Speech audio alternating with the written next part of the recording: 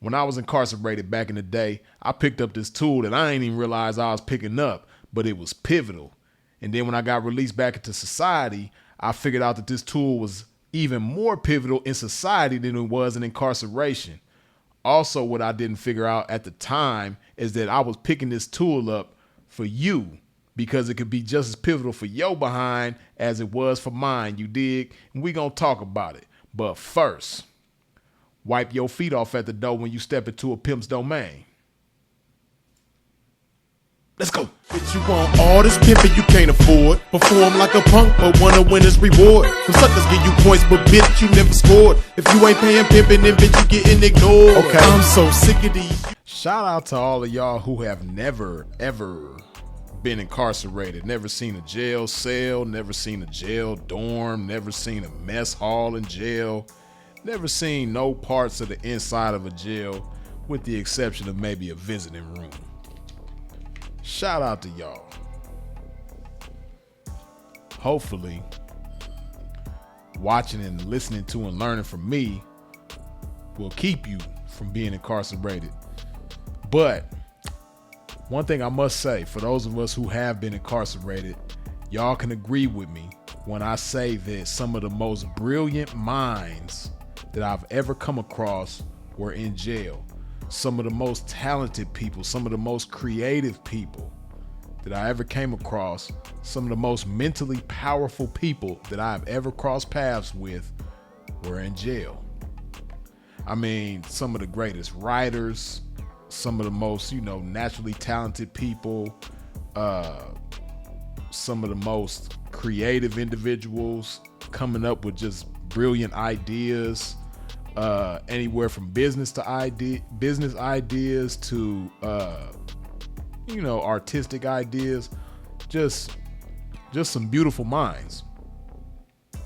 And I must say that my mind, when I think about all the different moments within my life, some of the highest functioning moments of my mind took place, unfortunately, when I was in jail. And, this is something that I always wondered about because, even legendary people like Malcolm X, Nelson Mandela, plenty of other people, discovered different levels of greatness within themselves while they were incarcerated. So, one thing that I figured out that, that is most likely the reason why people discover greatness within themselves while they're incarcerated that can also be applied out here is the focus.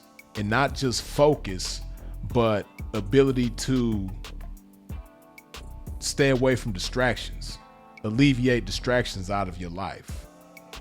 See, out here in the world, as we know, distractions are at an all-time high. It's more distractions now than it's ever been.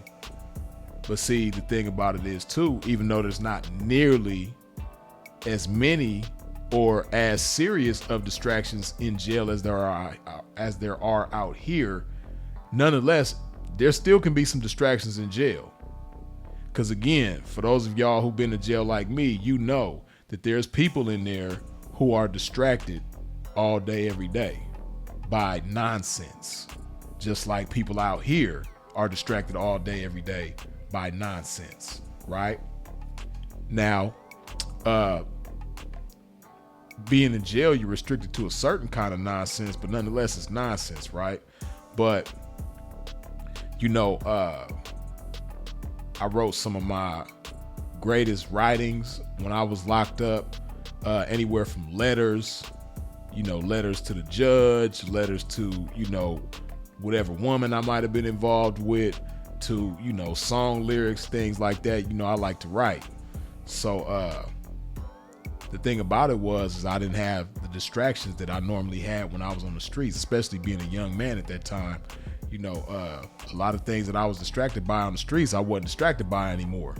So when you have time to just let your mind breathe, when you're not shoving these distractions down your mind's throat, so to speak, constantly, and stuffing your mind with distractions, your mind has room to breathe, as I've said before.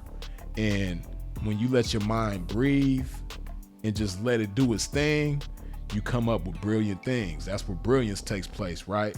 So like that, for instance, right? Just something as simple as talking to women.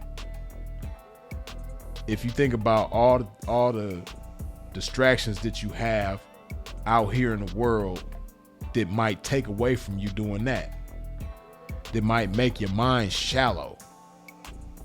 And think about the distractions that make your mind shallow and take away from your creativeness or your creativity.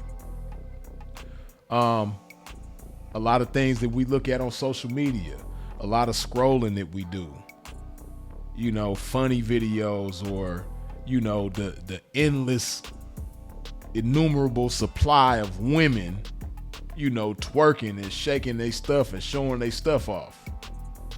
You know, I can't seem to get rid of that stuff. You know, I reset my algorithm not too long ago, and from the moment that I reset it, you know, it kind of slowed down the traffic of girls shaking their behind, but, you know, naturally and gradually and eventually in a very short amount of time, my explore section is back to being filled with chicks shaking their behinds, you dig? And don't get me wrong, I like to look at nice women, but I don't like to be overloaded with, you know, just nothing but women shaking their ass. I'm cool, you know? But if you just think about how, again, those distractions flood your mind with unnecessary and useless information, and how at the same time, because you occupying your mind with that, you're not giving your mind the opportunity to produce brilliance, even when it comes to just talking to women. Hey man, just imagine if you figure out here how to rid yourself of the distractions. First of all, you got to even be aware of the distractions, because some of us are so caught up in these distractions all day, every day. Some of you, that's all you know. The times that we in now, the generation that we're in now, you know, we have a generation of people who have grown up with social media their whole lives. So all you know is distractions to a certain extent. But just imagine the type of brilliance you can produce in your mind if you just get away from those distractions, right? Not only when it comes to talking to females, but coming up with good business ideas, or, you know, financial investment ideas, or just, you know, so many different kinds of ideas that can come to pass once you let your mind do what it's supposed to do and get away from all the distractions, right? Like I said, this is a pivotal tool for people who have been locked up before, but it can be even more pivotal out here in society, right? It's more of a challenge now, again, than it's ever been. And it's not just a challenge for people on the streets, but people locked up too.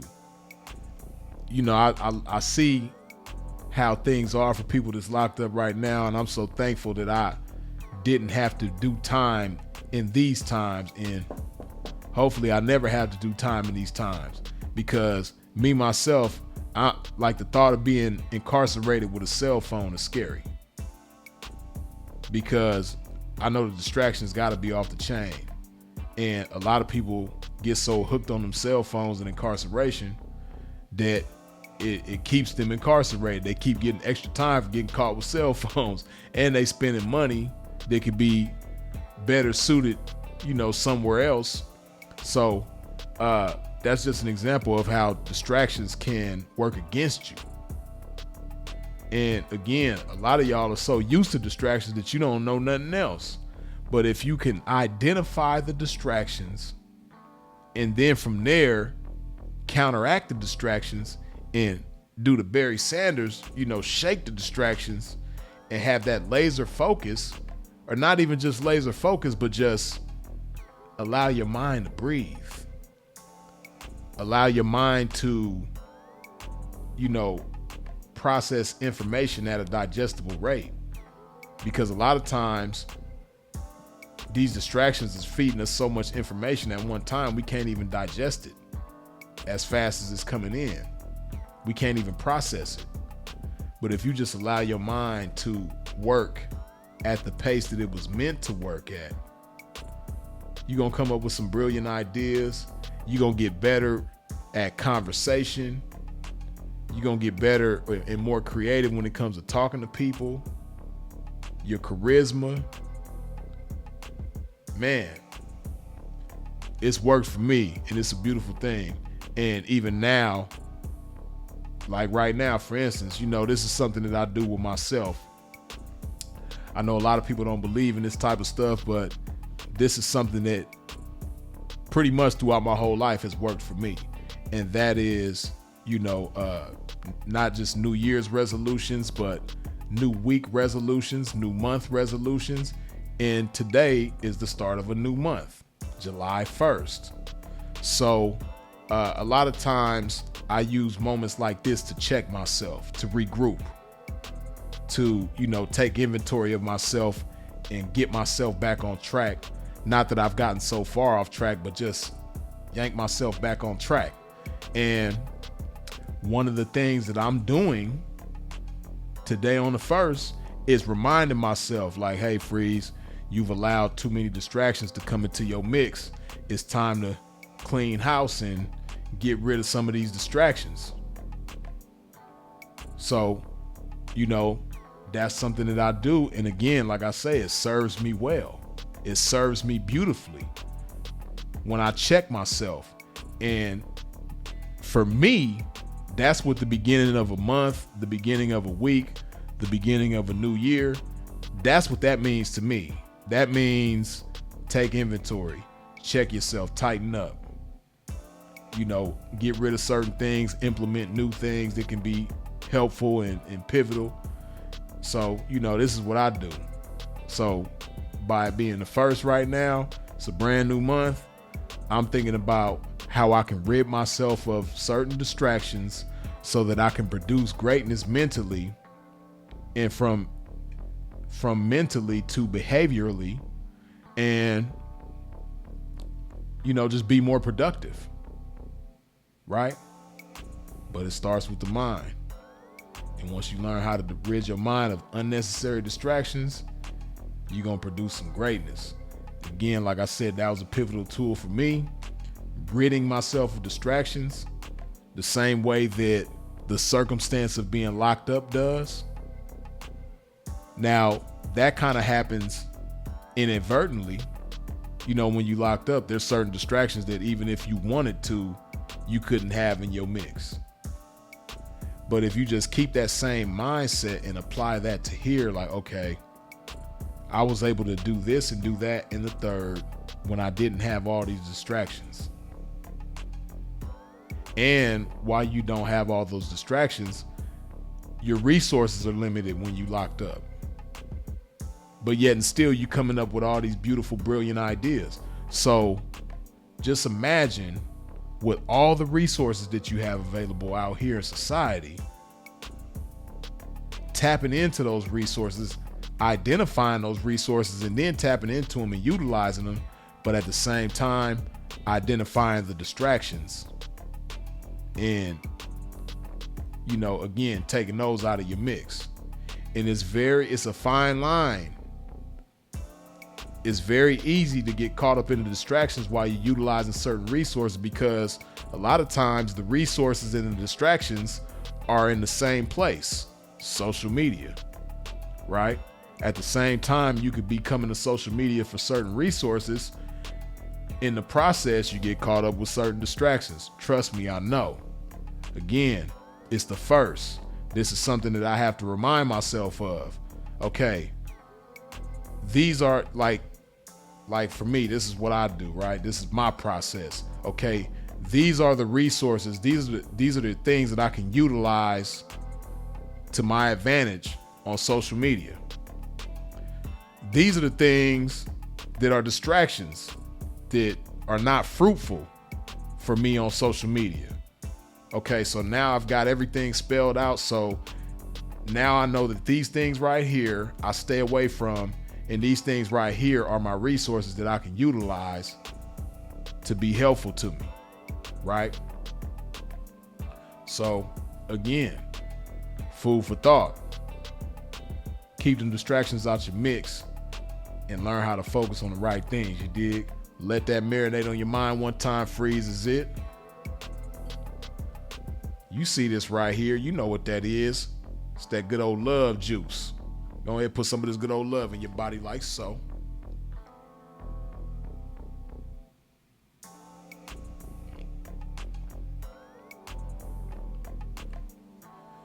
And of course, as always, long live the incomparable Sinful to P. We out.